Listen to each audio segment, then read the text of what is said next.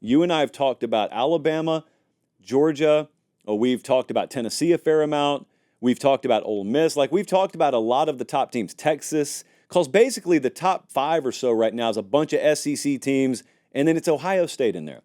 And Ohio State is the quintessential who have they played team right now. I get it yelled in my face Yeah. every day just like you do. So it's like Usain Bolt shows up to a fifth grade field day, dominates all the little elementary school sprinters, and someone yells, well, he didn't prove anything. He's probably not even fast. Like, who did he race? Well, it is true that he didn't race anyone of note, but he's still a world-class sprinter.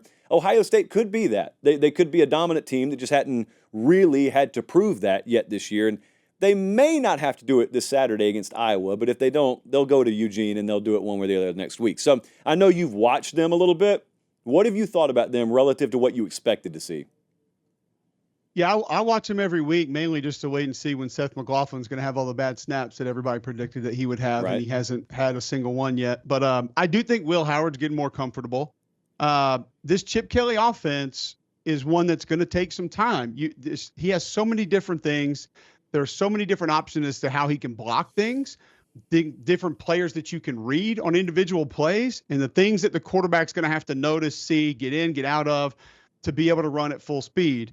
Now, he doesn't have to be all the way there week 1, 2, or 3, but I have noticed a gradual ascent in this offense. I think the comfort level at quarterback has gotten better and better. We know the talent that they have at running back, whether it's Judkins or Travion Henderson, they've been fantastic.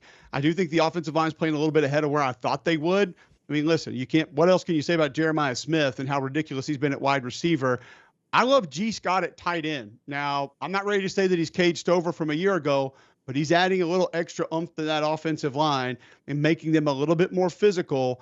And if the quarterback continues to become more comfortable with different reads, manipulating different things through the mesh point, they're going to be tough to stop. And I feel like I've seen more being added, and I feel like I've seen more comfort being able to run this offense this way. I'm still not going to say the defense is elite, and I know your listeners aren't going to like that because they didn't like it when I said it last time, but I don't know if it has to be elite.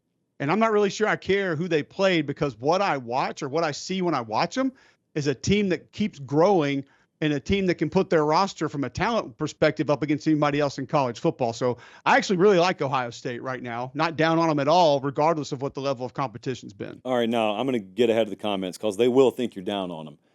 You are basically you're suggesting that it's not 11 superheroes on defense. You're suggesting that they are mere human 18 to 22-year-old college football players. There are strengths and weaknesses, more strengths than weaknesses, but everyone didn't magically elevate 50% in their level of play just because they came back. So break down, if you were to just put potato sacks on them instead of Ohio State jerseys, so we remove all the helmet bias, what do you actually see from them defensively? I do think you have a good defensive tackle rotation. I think the first two better than the second two. I think you have capable edge defenders. The problem is they disappear at times. They go away at times. It's not as consistent as you would like it to see. When it's good, it's really good.